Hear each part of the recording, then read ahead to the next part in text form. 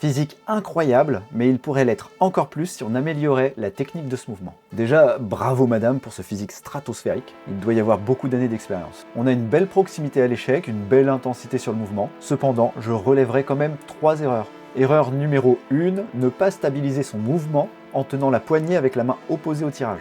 Une meilleure stabilité entraîne plus de force sur le mouvement et par conséquent une amélioration de la tension mécanique. Erreur numéro 2, on est sur un tirage oblique, et en plus sur une bonne machine. Ce tirage a pour but de cibler le grand dorsal. Or, une des fonctions du grand dorsal, c'est de pouvoir bomber la cage thoracique. Donc le fait de la voûter vers l'avant, comme on le constate en fin de série sur ce mouvement, va réduire la tension exercée sur le grand dorsal au profit de l'engagement d'autres muscles du dos. Troisième erreur, vous n'avez pas besoin de tendre le bras en haut du mouvement. Vous pouvez garder une légère flexion au niveau du coude, ce qui va vous permettre de garder la tension et de retenir la charge avec votre dos. Le fait de tendre le bras pourrait potentiellement vous faire perdre la tension sur votre grand dorsal. Évidemment, je vous le rappelle ici, mais il est très important de décrocher son épaule en haut du mouvement. Ça favorise l'étirement du grand dorsal. Bon, en bonus, le fait qu'elle ne bombe pas la cage thoracique et qu'elle ne se penche pas légèrement vers l'arrière implique une flexion du coude trop importante en bas du mouvement, donc un recrutement des biceps, mais aussi un désalignement de son avant-bras avec l'axe de la machine, donc des fuites de force. Retiens bien ça,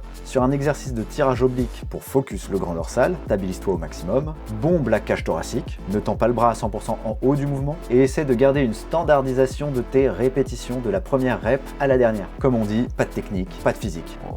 Sauf si t'as la génétique. Si t'as pas trop de recul sur ta technique, déjà commence par te filmer, ça te permettra d'avoir un œil extérieur sur ton mouvement. Et si tu sais pas trop comment améliorer ta technique, envoie-moi plan en DM, j'ai peut-être quelques tips pour toi.